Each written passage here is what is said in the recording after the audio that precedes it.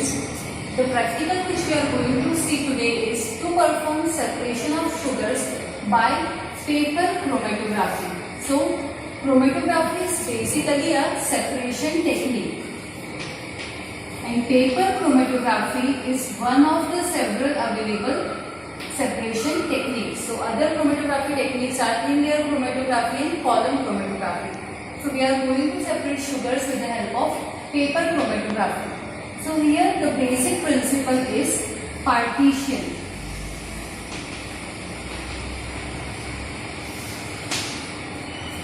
So our sample is going to partition between the stationary phase and mobile phase. So in mobile phase we are going to use various solvents like butanol and water. In stationary phase, here stationary phase is paper, and the water held in the, or the moisture held in the cellulose fibers of paper, it is going to act as our stationary phase. So our sample will partition between the water held in the cellulose fibers of the paper and the mobile phase. So now let us see in more details about the paper chromatography.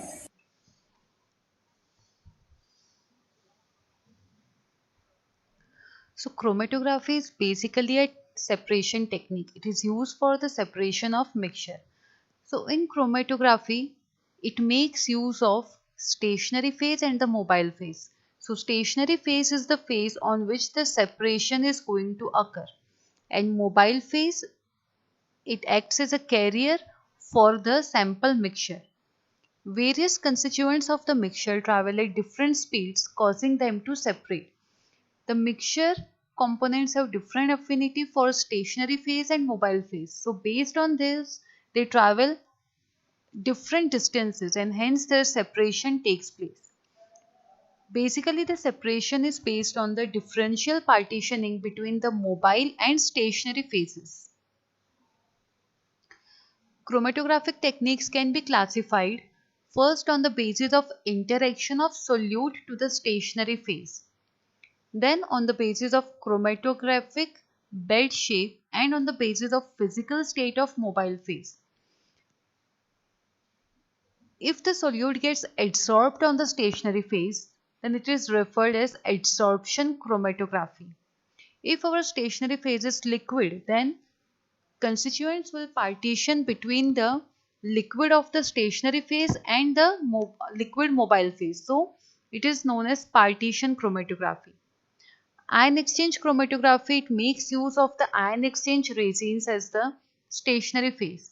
In size exclusion chromatography, it is also known as gel permeation chromatography. So here the separation is done based on the size of the components, different sizes of the component. On the basis of chromatographic bed shape, first is two-dimensional, also known as planar chromatography. So it involves TLC, that is thin layer chromatography, and paper chromatography. Then three-dimensional, it involves column chromatography on the basis of physical state of mobile phase. So in liquid chromatography, the mobile phase used is liquid. In gas chromatography, gas is used as the mobile phase, whereas in supercritical fluid chromatography, the mobile phase is a supercritical fluid. So this is the classification of chromatography based on the different criteria. Paper chromatography, this technique was discovered by the scientist Martin and Sinch in 1943. So it is a planar chromatography, or you can say two-dimensional chromatography.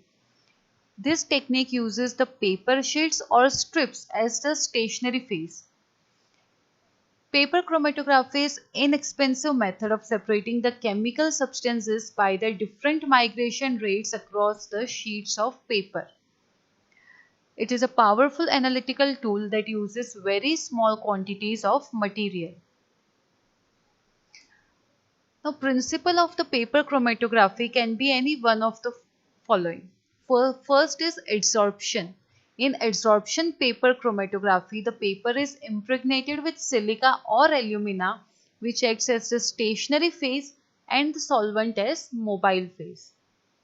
So here our constituents get adsorbed on the silica or alumina. Whereas in partition chromatography, the stationary phase is moisture or water which is present in the pores of cellulose fibers present in the filter paper. They are going to act as the stationary phase, and mobile phase, it is liquid. So principle is partition between the two liquid phases, one of the stationary phase and another one is mobile phase. So most of the paper chromatography are based on the principle of partition. So generally whenever we refer the term paper chromatography, it generally refers to the paper partition chromatography only, since most of the separations are based on partition type only. So the practical which we are going to see today is also a partition paper chromatography. Now types of paper chromatography. So this is basically on the modes of development, that is the direction in which mobile phase is allowed to run. First is descending chromatography. So the development of paper is done by allowing the solvent to travel down the paper. So mobile phase is run from top to bottom. So it is known as descending technique. In ascending chromatography, the development of the paper is done by allowing the solvent to travel up the paper. This is known as ascending technique. So practical which we are going to see today is based on the ascending development. So mobile phase is going to travel from the bottom to top. Next is ascending descending chromatography. It is the combination of the above two techniques. Advantage is this technique increases the length of separation. Next is radial paper chromatography. It is also known as circular paper chromatography. So here the development is done in a radial fashion. In this technique, the filter paper which we are going to use will be circular in shape. The various materials which need to be analyzed, they are placed at the center. So after drying the spot, paper is fixed horizontally on the petri dish which possesses the solvent, and this solvent is then allowed to pass through the paper with the help of the cotton wick. So when solvent front has moved through a sufficient large distance, the components get separated. Now since it is a radial paper, circular paper, the components will get separated in the form of a concentric circular zones. So let us see the diagram. Here you can see a circular paper. In between we are going to apply the sample, and with help of the wick, the mobile phase is going to run through the paper. So the separation is going to happen in a radial manner. So concentric zones will be formed. Next is two-dimensional chromatography. In this technique, a square or rectangular paper is used, and we are going to apply the sample onto one of the corner. So after the first development, the second development is performed by turning the paper to the right angle. So second development is performed at the right angle to the direction of the first run.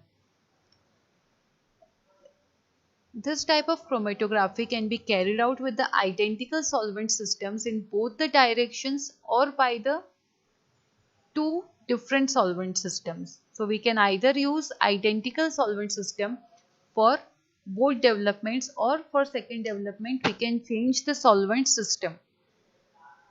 So here you can see in first diagram there is a rectangular paper. We have applied the sample mixture on one of the corner.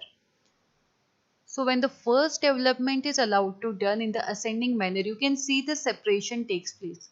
Now turn the paper to the 90-degree clockwise. We can use a different solvent or same solvent. So again this spots will be separated more. So you can see we can get a better resolution by two-dimensional paper chromatography. Next is detection on the paper chromatography. So if the sample mixture is colored, then we can easily visually detect the separated samples. For colorless analytes, we can use various staining reagents such as iodine vapor, ninhydrine spray. If our substance is radio labeled or fluorescent, then we can measure the radioactivity and the fluorescence respectively. So this is how detection can be done on the paper. So let us see some of the applications of paper chromatography. First is qualitative analysis. This involves identification of the compounds present in the mixture. So identification can be done with the help of the RF value, which is retention factor. It is based on the RF of standard compound. So each and every compound has a different RF value. So by matching the RF value of the sample with that of the standard available values, we can do identification of the compounds. Next is quantitative analysis. The component is cut from the paper, extracted by a suitable solvent, measured by colorimeter or UV visible spectrophotometer. So once the component is isolated from the paper, we can analyze it quantitatively.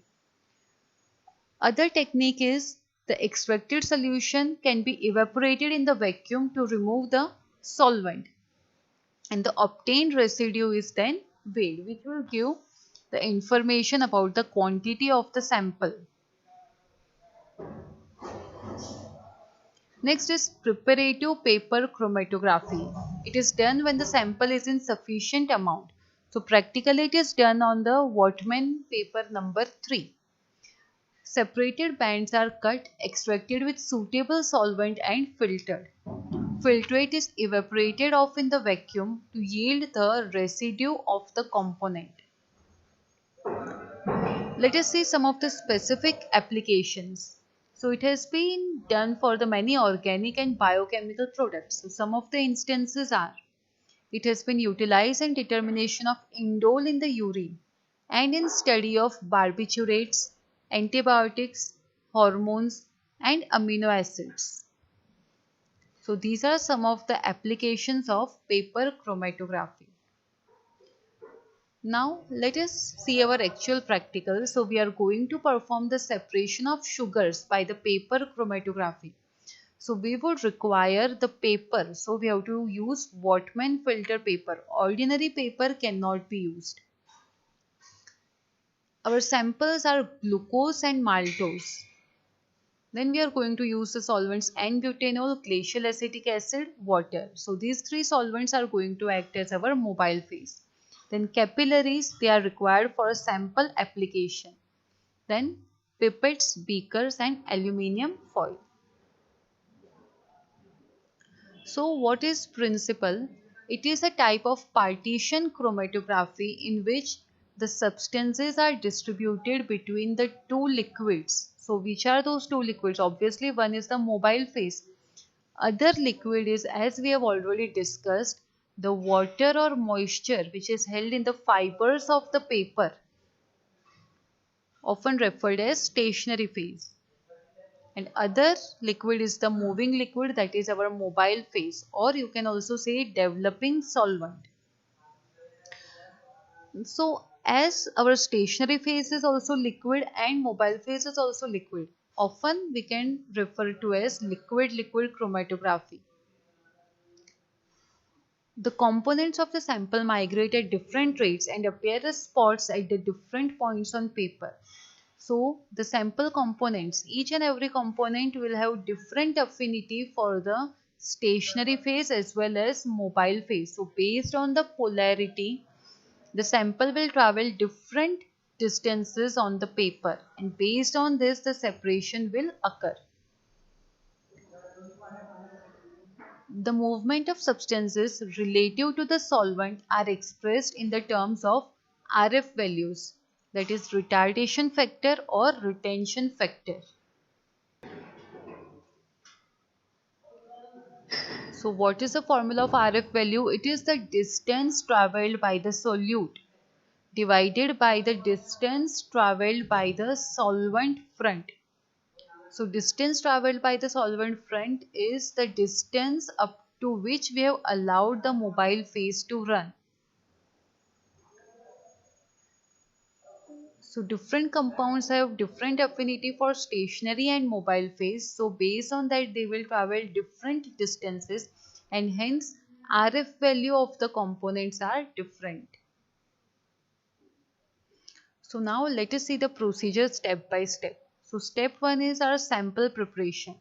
So the two sugars which we are going to separate are glucose and maltose. So weigh 0.2 to 0.5 gram of glucose and maltose and dissolve it in 5 ml of water. So our sample solution is ready. Then we will prepare the mixture of both of them. We can take small amount each of glucose solution and maltose solution and mix them. So this will be our sample mixture. Next is sample loading, or you can say spotting, that is sample application. So for this, first we have to draw a line with the pencil at a distance of 1 to 2 centimeter from the bottom. Now see why this marking is important, because if we apply the sample spots at the bottom of the paper without leaving much distance, then what will happen when we put our paper into the mobile phase beaker? The spots may already get submerged into the mobile phase. So this should not happen. So line should be drawn at a sufficient distance 1 to 2 centimeter from the bottom. And why we are drawing the line? So that we can easily mark the position of the sample application and it will be helpful in calculating the RF value. So as we are going to apply glucose, maltose and mixture of them, so we will have 3 points. So we have to mark the 3 points at the sufficient distance from the edges of the paper as well as from each other. So the separation between the applied sample is important. They should be marked at a sufficient distance so that while running with the mobile phase, they must not get mixed with each other. Now draw the sample in different capillaries and touch the already marked position of the sample. So we have to take the capillary, we will dip it into our solution and then we will apply the capillary at the already marked position. So basically we apply 3 times. First we will apply, then after 2 to 3 seconds we will again at the same position apply the same sample so that the concentration will be good enough to allow visualization with the naked eyes. So likewise we are going to spot the samples for glucose, maltose and then mixture of both. Next is mobile phase preparation and saturation. So we are going to use N-butanol, glacial acetic acid and water as the mobile phase in ratio 4:1:5. So take a clean and dry beaker, add 4 ml of N-butanol, then 1 ml of glacial acetic acid and 5 ml of water. Allow the mobile phase chamber to saturate for 20 to 30 minutes. This is one of the important steps in the chromatography, mobile phase chamber saturation. The solvents which we deal with are often organic and volatile. So to allow the uniform distribution of vapors, the saturation is necessary. So we have to cover the mobile phase beaker or mobile phase chamber with help of aluminium foil, or you can also keep the petri dish, and then we have to allow the saturation for 20 to 30 minutes. Next step is a development or elution. So we are going to place our paper on which we have already applied the sample into the mobile phase chamber. But before that we have to mark the solvent front position from the distance of 1 centimeter from the top. To calculate the RF values, we require the solvent front position. So we have to mark this position and we have to take care that the mobile phase runs only up till this position. Once this marking is done, place the paper in the pre-saturated chamber and allow the mobile phase to run till the marked solvent front position.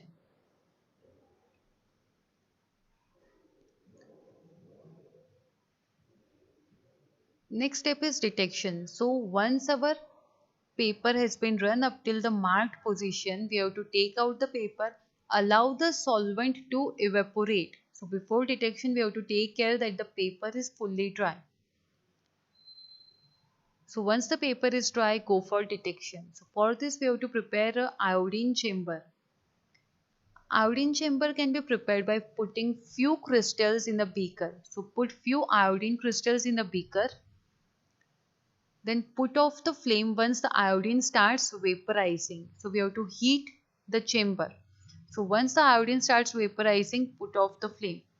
Put the paper inside the beaker till spots are seen on the paper. So once the spot appear, remove the paper and calculate the RF value.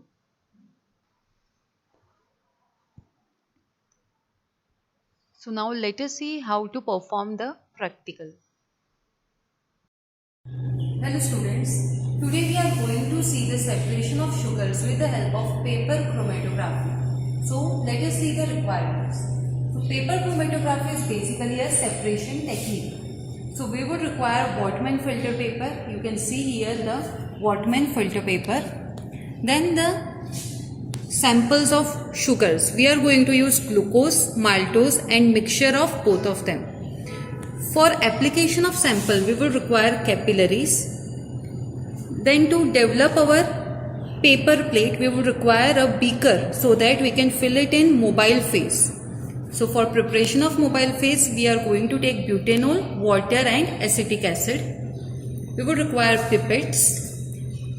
Then we would require silver foil to cover our beaker for chamber saturation or mobile phase saturation, as well as when we keep the paper inside the mobile phase for the development, because the solvents we are going to use are volatile. So we have to cover our beaker with the help of silver foil. Then for the development of the paper, we would require iodine crystals. So students, you can see that we have to cut our filter paper into the dimensions 10 into 5. So we have cut it. Most important is to mark the positions of the sample. So approximately 1 to 1.5 centimeter from the bottom, we have marked a line. So you can see here G, which stands for glucose, M, which stands for maltose, and the mixture of both of them. So we have already marked the positions where we have to apply the sample. Also we have to mark the position of solvent front. Solvent front is the distance up to which we want our mobile phase to run. So we have marked the solvent front position. And then we have tied the paper with the help of the thread. You can see here. So our paper is now ready. So now let us see how to prepare the capillaries for sample spotting. So we have to take the capillary, hold it into the middle of flame, we have to rotate it and we have to stretch it. So you can see here the development of very fine tips, and then we have to just break the tip. So we have broken the tip. Similarly, we would require one more capillary. We have to use separate capillaries for each and every sample. So one is for glucose, maltose, and now let us make for the mixture. Yes, so we'll again break it.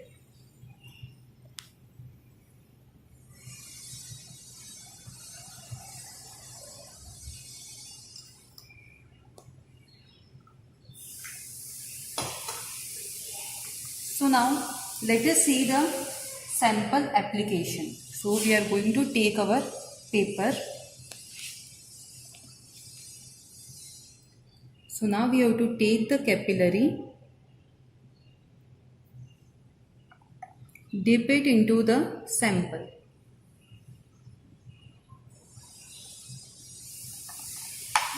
The hole is very fine.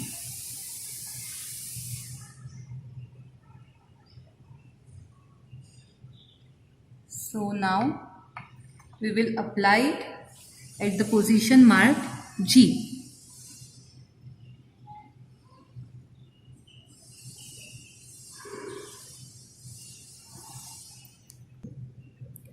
So you can see the applied sample. Again after 2 to 3 seconds, we will spot at the same point so as to increase its concentration. So likewise we have to apply 3 times.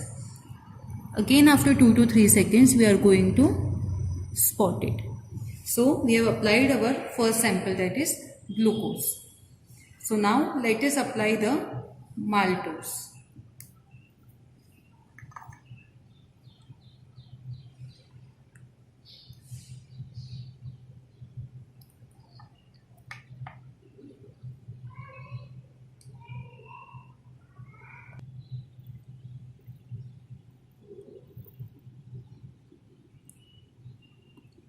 Again apply at the same point. Again apply after 2 to 3 seconds. So we have spotted maltose. Now we have to take the mixture.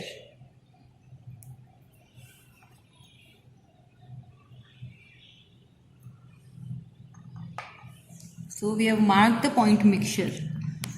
So apply once, then apply twice, again applied for the third time.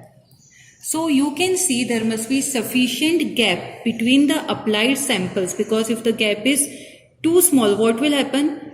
When our sample will run, they might get mixed with one another. So sufficient gap must be there between the applied samples. Now we will allow for some time the spots to dry, and then we are going to dip it into the mobile phase.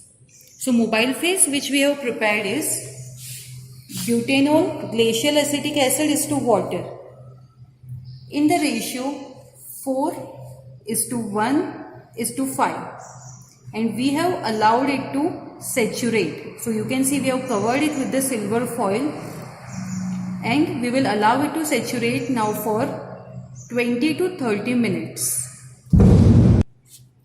So now our mobile phase has been saturated for 20 minutes. We are going to place the plate, our paper. So hold it with the help of the thread carefully and place it.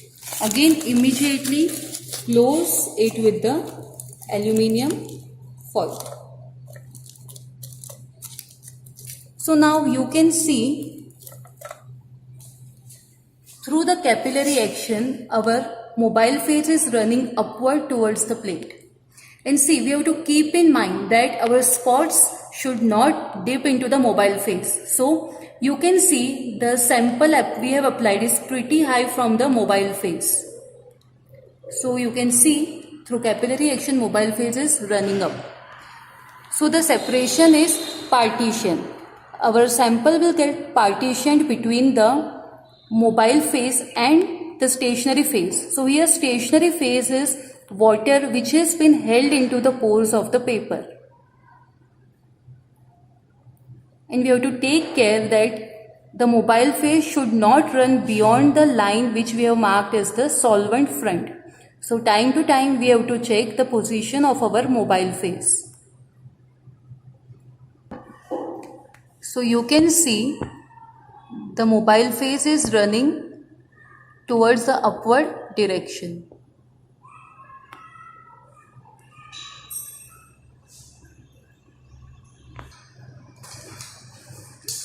So you can see the mobile phase position has reached to a higher position. So the plate is developing slowly. So based on the affinities for the stationary phase and mobile phase, our samples, that is glucose and maltose, they are going to travel different distance. So both of them will have different RF values, and in the mixture we will be able to see the two spots of glucose and maltose being separated. So you can see the mobile phase moving upwards. we will allow to run the mobile phase till the position which we have marked as the solvent front. So solvent front is the distance traveled by the mobile phase from the sample application position. So you can see the mobile phase has reached the solvent front. So now we will take out the plate. So you can see here.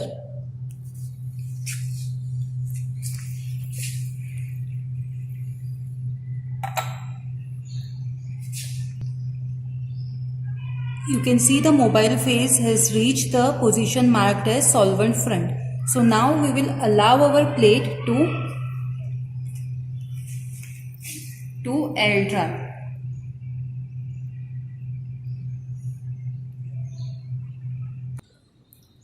So we have kept our paper for air drying. So development of the paper can be done only after it is fully dried. That is, the solvent has fully evaporated. We cannot develop the plate before that. So for developing, we are going to use the iodine. So our plate is now completely dry. So we are going to detect it. So detecting agent we are going to use is the iodine crystals. So for that we have to prepare the iodine chamber. So we will take a few crystals. We will place the crystals into the flask.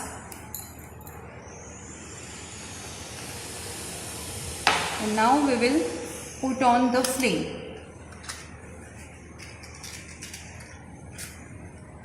So why we are using iodine? Because our sample is the sugar. Sugar contains starch. So carbohydrate samples, they contain starch. So iodine, when they will react with starch, they will give blue color. So we have put on the flame. We will cover the beaker with the petri dish. So iodine is volatile. So you can see the purple color which shows the iodine has started to get vaporized. Now vapors are formed. So out of the flame, we will take our paper and we will keep it into the chamber for the detection of spots. So our spots have been now developed. So we will remove the plate.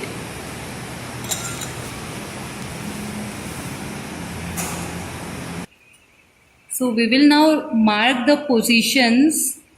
You can see here the blue color. You can see in the mixture we have got 2 spots.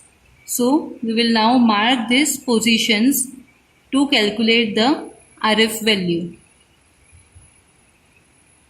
So RF value is distance travelled by the solute or sample divided by the distance travelled by solvent front. You can see the solvent front was here. So we have now marked the positions and we have calculated the distance travelled. So distance travelled by solvent front is 7.5 centimeter. Glucose has travelled 4 centimeter. Maltose has travelled 2.4 centimeter. And you can here see the separation which are at again same values. This is for maltose, this is for glucose.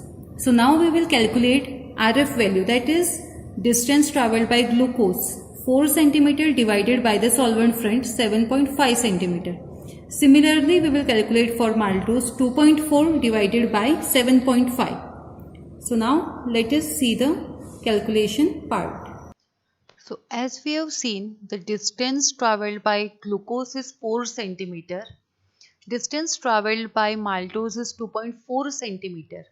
And again we have seen the 2 spots formed on the mixture side, that is one was at 2.3 centimeter and another one was at 3.9 centimeter.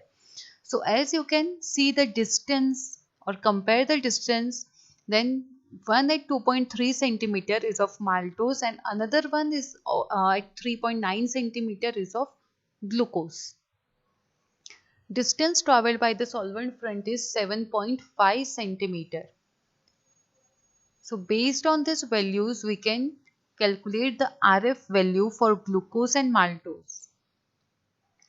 So RF value of glucose is distance travelled by glucose divided by distance travelled by solvent front.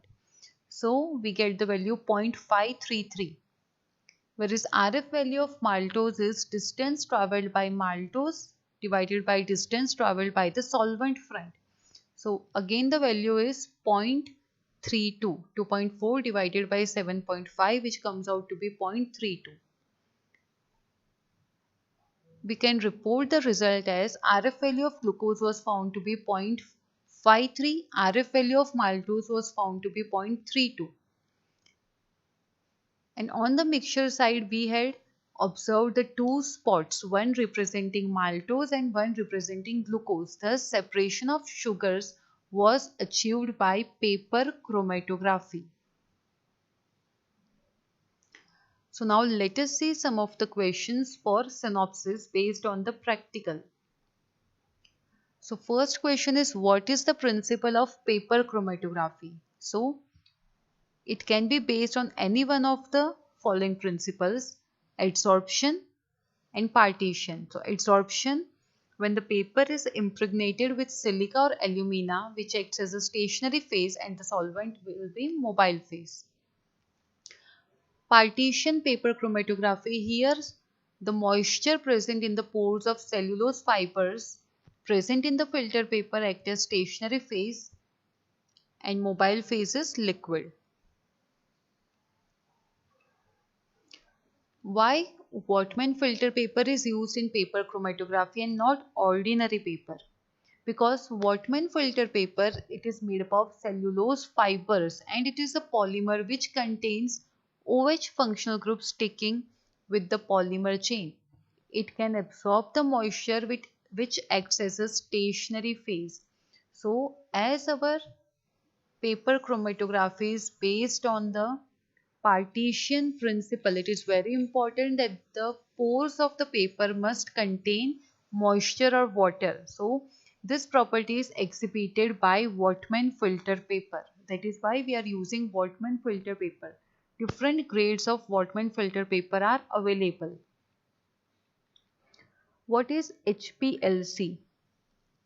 HPLC is a high performance liquid chromatography. This is a highly automated advanced version of the chromatographic technique.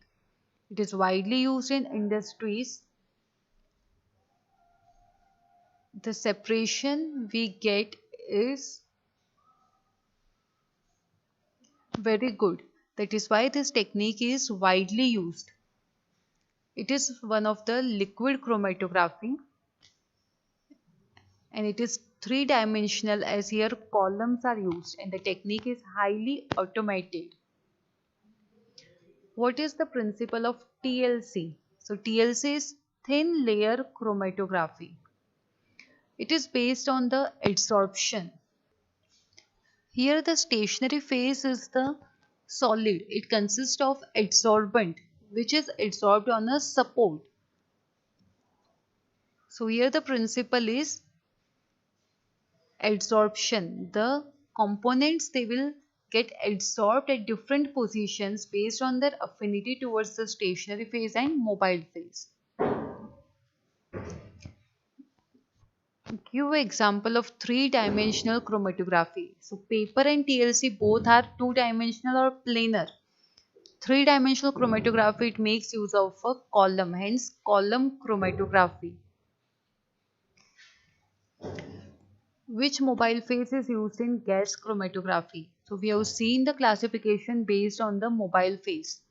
So in liquid mobile phase used is liquid. In gas, the mobile phase used is in gaseous state. And third one was supercritical fluid, wherein the mobile phase is in the form of a supercritical fluid. What is advantage of ascending descending development in paper chromatography? So this is the combination of both ascending and descending development. Advantage is it increases the length of separation, hence better resolution can be achieved. Thank you.